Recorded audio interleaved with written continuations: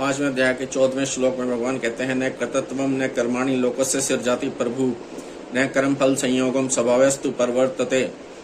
परमेश्वर मनुष्य के न तो कर्तापन की, न कर्मों की और न ही कर्म फल के साथ संयोग की रचना करते हैं, किंतु स्वभाव ही बरत रहा है। सृष्टि की रचना का कार्य सगुण भगवान का है, इसलिए प्रभु पद दिया है। भगवान सर्वसमर्थ हैं और सबके शासक नियामक हैं। सृष्टि रचना का कार्य करते रहने पर भी वे अकर्ता ही हैं। किसी भी कर्म के कर्तापन का संबंध भगवान का बनाया हुआ नहीं है। मनुष्य स्वयं ही कर्मों के कर्तापन की रचना करता है। संपूर्ण कर्म प्रकृति के द्वारा किए जाते हैं, परंतु मनुष्य ज्ञानवश प्रकृति से संबंध जोड़ लेता है और उसके द्वारा होने वाली क्रियाओं का कर्ता बन जाता है। यदि कर्तापन का संबंध भगवान का बनाया हुआ होता तो भगवान इसी अध्याय के 8वें श्लोक में न एव किंचित करोमिति युक्तो मने तत्वित ऐसा कैसे कहते। तात्पर्य यह है कि कर्तापन भगवान का बनाया हुआ नहीं है, परंतु जीव का अपना माना हुआ है, अतः जीव इसका त्याग कर सकता है। भगवान ऐसा विधान नहीं करते कि अमुक जीव को अमुक शुभ अशुभ कर्म करना पड़ेगा। यदि ऐसा विधान भगवान कर देते तो विधि निषेध बताने वाले शास्त्र, गुरु, शिक्षा आदि सब व्यर्थ हो जाते, उनकी कोई सार्थकता नहीं रहती और कर्मों का फल भी जीव को नहीं भोगना पड़ता।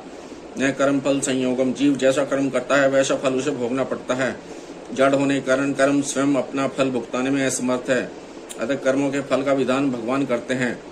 भगवान कर्म का फल तो देते हैं, पर उस फल के साथ संबंध भगवान नहीं जोड़ते, परंतु जीव स्वयं जोड़ता है। जीव अज्ञानवश कर्मों का कर्ता बनकर और कर्म फल में आसक्त होकर कर्म फल के साथ अपना संबंध जोड़ लेता है और इसी से सुखी दुखी होता है। यदि वह कर्म फल के साथ अपना संबंध न जोड़े तो वह कर्म फल के संबंध से मुक्त रह सकता है। ऐसे ही कर्म फल से संबंध न जोड़ने वाले पुरुषों के लिए 18वें अध्याय के 12वें श्लोक में सन्यासी नाम पद आया है। उन्हें कर्मों का फल इस लोक या परलोक में कभी कहीं नहीं मिलता।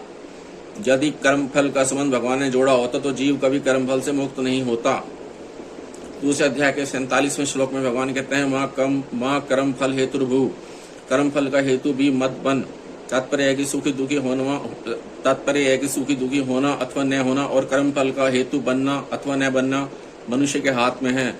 यदि कर्म फल का संबंध भगवान का बनाया हुआ होता तो मनुष्य कभी सुख दुख में सम नहीं रह पाता और निष्काम कर्म भी नहीं कर पाता, जिसे करने की बात भगवान ने गीता में जगह जगह कही है। स्वभावस्तु परिवर्तते। कर्तापन, कर्म और कर्म फल का संबंध इन तीनों को मनुष्य अपने स्वभाव के वश में होकर करता है।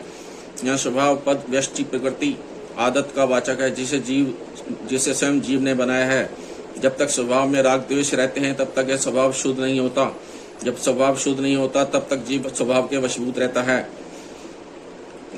30 अध्याय के 33वें श्लोक में प्रकृति यांति भूतानी पदों से भगवान ने कहा है कि मनुष्य को अपनी प्रकृति अर्थात स्वभाव के वशीभूत होकर कर्म करने पड़ते हैं। यही बात भगवान ने यहाँ तू स्वभाव परिवर्तित पदों में कह रहे हैं। जब तक प्रकृति अर्थात स्वभाव से जीव का संबंध माना हुआ है तब तक कर्तापन, कर्म और कर्म फल के साथ संयोग, इन तीनों में जीव की परतंत्रता बनी रहेगी, जो जीव की ही बनाई हुई है। उपयुक्त पदों से भगवान यह कह रहे हैं कि कर्तृत्व, कर्म और कर्म फल संयोगम भोक्तृत्व। उपयुक्त पदों में भगवान यह कह रहे हैं कि कर्तृत्व, कर्म और कर्म फल संयोगम तीनों जीव के अपने बनाए हुए हैं, इसलिए वह स्वयं इनका त्याग करके निर्लिप्तता का अनुभव कर सकता है।